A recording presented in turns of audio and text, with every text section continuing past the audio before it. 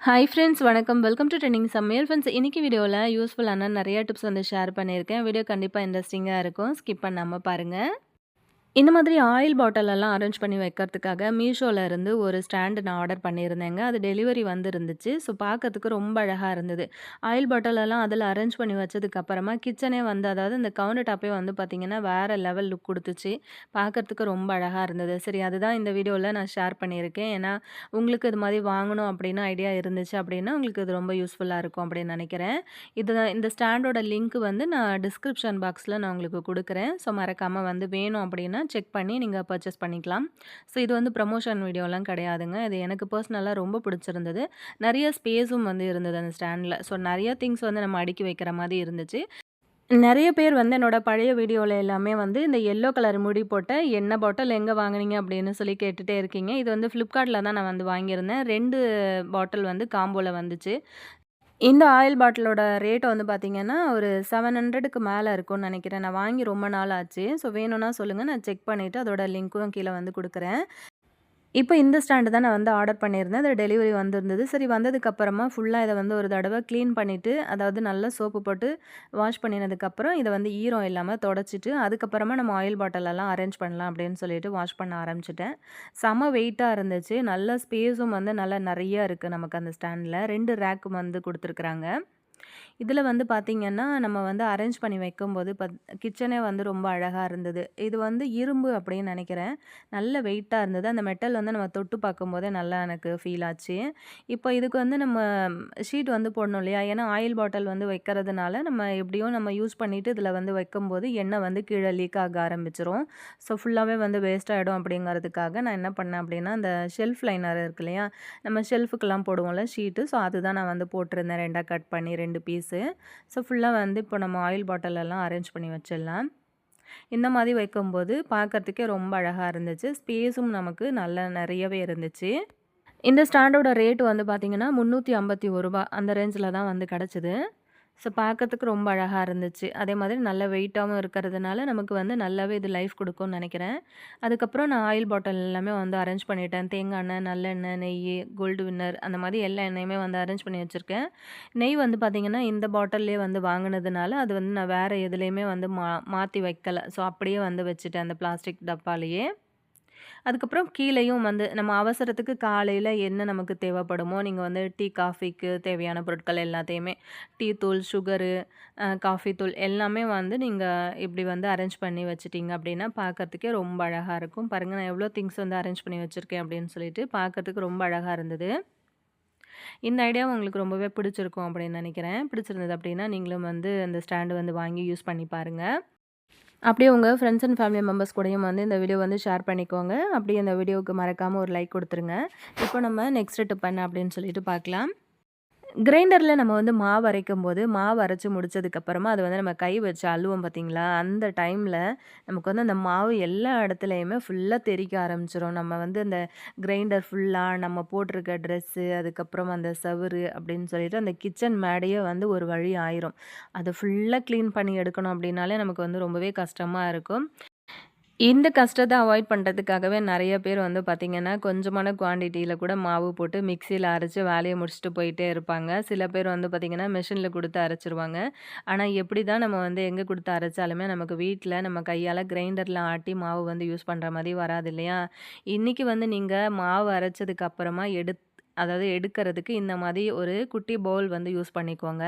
இந்த மாரி பவுல் வந்து யூஸ் பண்ணிக்கிட்டீங்க அப்படின்னா, உங்களுக்கு மாவு வந்து சிந்தாம, சிதறாம எங்கேயுமே வந்து அந்த கிச்சன் மேடையே உங்களுக்கு வந்து அழுக்காகாம ரொம்ப ஈஸியா உங்களுக்கு வந்து எடுக்க வரும்.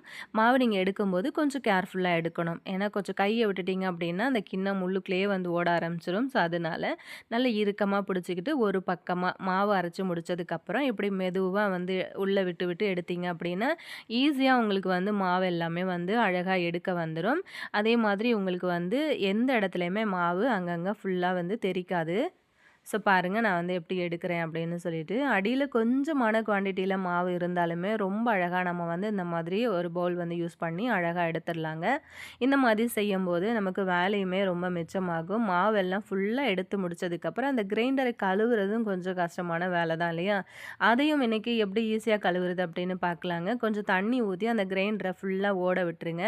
ஓடும்போதே பார்த்தீங்க அப்படின்னா, அந்த சைட்ல அந்த கல்லெல்லாம் இருக்கு இல்லையா? அந்த இடத்துல எல்லாம் மாவெல்லாம் ஒட்டிக்கிட்டு இருக்கும். அந்த இடத்துல எல்லாம் கை வச்சு ஃபுல்லா அந்த மாவு எல்லாத்தையும் எடுத்து விட்டு கிரைண்டர் ஓடி முடிஞ்சதுக்கப்புறமா ஆஃப் பண்ணிடுங்க.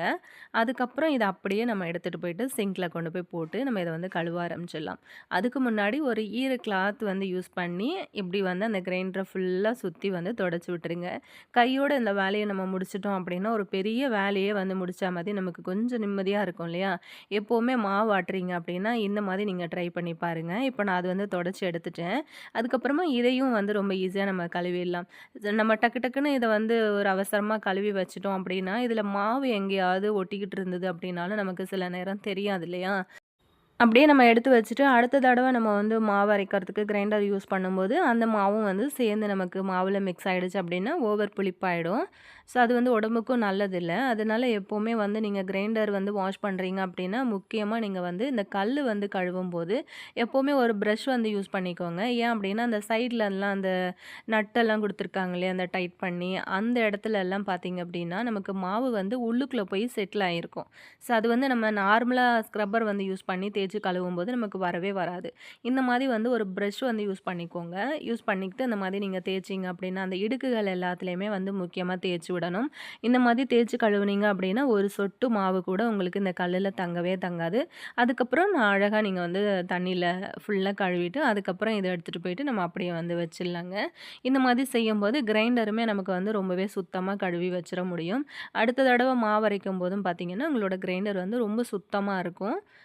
கண்டிப்பா இந்த ஐடியா உங்களுக்கு ரொம்பவே யூஸ்ஃபுல்லா இருக்கும் அப்படின்னு நினைக்கிறேன். ஸோ இது ரொம்ப யூஸ்ஃபுல்லா இருந்துச்சு அப்படின்னா, மறக்காம நீங்களும் வந்து ட்ரை பண்ணி பாருங்க. உங்க ஃப்ரெண்ட்ஸ் கூட வந்து ஷேர் பண்ணிக்கோங்க. இந்த மாதிரி ஒரே ஒரு கிண்ணம் மட்டும் யூஸ் பண்ணி நம்ம அழகா மாவரைச்சு, அதாவது அங்க இங்க சிந்தாம அழகா மாவ வந்து வெளியில எடுக்கிறதுக்கு இப்படி வந்து கிண்ணம் வந்து யூஸ் பண்ணிக்கோங்க. இந்த ஐடியா பிடிச்சிருந்ததுன்னா, இந்த வீடியோக்கு ஒரு லைக் குடுத்துட்டு, அப்படியே உங்க ஃப்ரெண்ட்ஸ் கூட ஷேர் பண்ணிக்கோங்க. இப்போ நம்ம நெக்ஸ்ட் டிப் பார்க்கலாம். புளிக்காத மாவையும் ரொம்ப சூப்பரா புசு புசுன்னு புளிச்சு நல்லா பொங்கி வர்றதுக்கு, இந்த மாதிரி ஒரு தோசை கல் இல்லன்னா சப்பாத்தி கல் வந்து யூஸ் பண்ணிக்கோங்க. அது எப்படின்னு பார்க்கலாங்க. இப்போ நான் வந்து சப்பாத்தி செஞ்சு முடிச்சுட்டேன். ஸோ இந்த கல்லு வந்து சூடா இருக்கு. ஸ்டவ் வந்து ஆஃப் பண்ணிட்டேன். இப்ப இந்த கல்லுக்கு மேல தான் நம்ம வந்து மாவ எடுத்து வச்சு புளிக்க வைக்க போறோம். அதுக்காக இப்ப மாவு நீங்க எதுல ஊத்தி புளிக்க வைக்க போறீங்களோ, அதுல ஒரு பாத்திரம் வந்து எடுத்துக்கோங்க. அத வந்து சூடா இருக்கிற அந்த தவாக்கு மேல நான் வந்து வச்சிருக்கேன். இப்ப வந்து தேவையான அளவுக்கு மாவ மட்டும் இந்த பாத்திரத்துக்குள்ள வந்து சேர்த்துடலாங்க. சேர்த்ததுக்கப்புறம் இத அப்படியே வந்து மூடி போட்டு மூடி அப்படியே க்ளோஸ் பண்ணி வச்சுட்டோம் அப்படின்னா, மறுநாள் காலையில பார்க்கும்போது நல்லா உங்களுக்கு வந்து புசு புசுன்னு பொங்கி நல்லா புளிச்சு மேலே எழுந்து வந்திருக்கும். இது நம்ம இப்படி வந்து செய்யறதுனால, இந்த கல்லுல வந்து நல்ல சூடு வந்து இருக்கிறதுனால, நம்ம வந்து மாவு வைக்கும்போது அந்த சூட்டுக்கு வந்து பார்த்தீங்கன்னா, மாவு சீக்கிரமா புளிச்சு வந்துரும். ஏன் அப்படின்னு பார்த்தீங்கன்னா, இப்போ வந்து மழை பெய்யறதுனாலயோ, பனி பெய்யறதுனால நமக்கு வந்து கிளைமேட் ரொம்ப சில்லுன்னு இருக்கிறதுனால, நம்ம எப்படி தான் வந்து பக்குவமா மாவு அரைச்சு வச்சோம் அப்படின்னாலுமே, நமக்கு வந்து புளிக்கிறது வந்து கொஞ்சம் ஸ்லோவா தான் நடக்கும். ஸோ நீங்க இந்த மாதிரி செஞ்சீங்க அப்படின்னா, ரொம்ப ஈஸியா உங்களுக்கு வந்து மறுநாள் மாவு சூப்பரா புளிச்சு வந்துருங்க. கண்டிப்பா இந்த ஐடியா உங்களுக்கு இதுவரைக்கும் தெரியல அப்படின்னா, இப்போ வந்து தெரிஞ்சுக்கிட்டதுனால ரொம்ப யூஸ்ஃபுல்லா இருக்கும் அப்படின்னு நெனைக்கிறேன். இப்போ நான் வந்து சப்பாத்தி செஞ்சதுனால, அந்த கல்லு சூடா இருந்ததுனால, நான் அப்படியே வந்து வச்சுக்கிட்டேன். இப்போ நீங்க வந்து ட்ரை பண்ண போறீங்க அப்படின்னா, சப்பாத்தி கல் வந்து லைட்டா சூடு பண்ணிக்கோங்க. அதுக்கப்புறம் ஸ்டவ் ஆஃப் பண்ணிட்டு, இந்த இப்ப நான் பண்ணேன் இல்லையா? இதே மாரி வந்து பண்ணிக்கோங்க. ஸோ பாருங்க, மறுநாள் காலையில நான் ஓப்பன் பண்ணி காட்டுறேன். மாவு வந்து நான் கொஞ்சமா தான் சேர்த்துருந்தேன். எந்த அளவுக்கு நல்லா புசு புசுன்னு பொங்கி வந்திருக்கு பாருங்க. அதே மாதிரி நல்லா பபிள்ஸ் விட்டு நல்லா சூப்பரா வந்து எழுந்து வந்திருக்கு. இப்போ ஒரு கரண்டி யூஸ் பண்ணி நான் இத வந்து கலந்து விட்டுர்றேன். உப்பு கூட நம்ம எதுவுமே வந்து யூஸ் பண்ணல இதுல. ஸோ நல்ல உப்பு போடாம வச்சிருந்ததுனாலே நல்லா இன்னுமே பொங்கி வந்திருக்கு. நம்ம இன்னும் உப்பு வந்து போட்டிருந்தோம் அப்படின்னா, இன்னும் சூப்பரா வந்து பொங்கி வந்திருக்கும். இப்போ இதில வந்து தேவையான அளவுக்கு உப்பு, அதுக்கப்புறம் தண்ணி வந்து சேர்த்து நல்லா கலந்து விட்டதுக்கப்புறமா நம்ம இட்லியோ, தோசையோ வந்து ஊத்திக்கலாம். சூப்பரா பொங்கி வரும். லைட்டா அடியில வந்து நம்ம அதாவது இந்த கல்லுல வந்து லேசான சூடு இருந்தது இல்லையா? நம்ம வந்து வைக்கும்போது, இந்த மாவுல வந்து பார்த்தீங்க அப்படின்னா, அடியில லேசா ஒரே ஒரு கோட்டிங் மாவு மட்டும் அதில அப்படியே இறுக்கமா பிடிச்ச மாதிரி இருக்கும். அதையும் வந்து கரண்டி போட்டு நல்லா கிளறிட்டு, அப்படியே ஃபுல்லா வந்து கரைச்சி விட்டுருங்க. செம்ம டேஸ்ட்டாக இருக்குங்க. இந்த மாதிரி ஒரு மெத்தடில் நீங்கள் இதுவரைக்குமே ட்ரை பண்ணல அப்படின்னா, இதை வந்து ட்ரை பண்ணி பாருங்கள். குளிர்காலம், மழைக்காலங்களில் மாவு புளிக்கிறதுக்கு இது ரொம்ப சூப்பரான ஒரு ஐடியாவாக இருக்கும். மை தீர்ந்து போச்சு அப்படின்னு சொல்லிட்டு, நம்ம தூக்கி தூர போடுற பெண்ணை யூஸ் பண்ணி, ரொம்ப அழகா நம்ம வந்து கோலம் போட முடியும் அப்படின்னு சொன்னா நம்புவீங்களான்னு தெரியல. கோலமே உங்களுக்கு வந்து போட வரல அப்படின்னா, கண்டிப்பா இந்த மாதிரி கூட நீங்க வந்து கோலம் போடுறதுக்கு கத்துக்கலாங்க.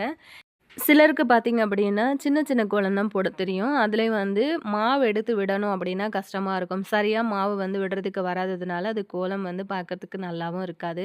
இந்த மாதிரி காலியா இருக்கிற பென் வந்து எடுத்துக்கோங்க. உள்ள தீர்ந்து போன ரீஃபில வந்து தூக்கி போட்டுட்டு, இந்த பின் பக்கமா வந்து மாவ வந்து ஃபில் பண்ணிக்கோங்க. இந்த மாதிரி கொஞ்சம் கொஞ்சமா வந்து ஃபில் பண்ணீங்க அப்படின்னா, ஈஸியா வந்து ஃபில் பண்ண வந்துரும். இப்ப சின்ன சின்னமா, குட்டி குட்டியா வந்து கோலம் போடுறீங்க அப்படின்னா, இது வந்து உங்களுக்கு ரொம்ப சூப்பரா ஒர்க் அவுட் ஆகும். தேவையான அளவுக்கு மாவ வந்து நம்ம இதில ஃபில் பண்ணிக்கலாங்க. ஃபில் பண்ணி எடுத்ததுக்கப்புறமா, பின்னாடி அந்த சின்ன மூடி இருந்தது இல்லையா? அது போட்டு இத வந்து க்ளோஸ் பண்ணிடலாம்.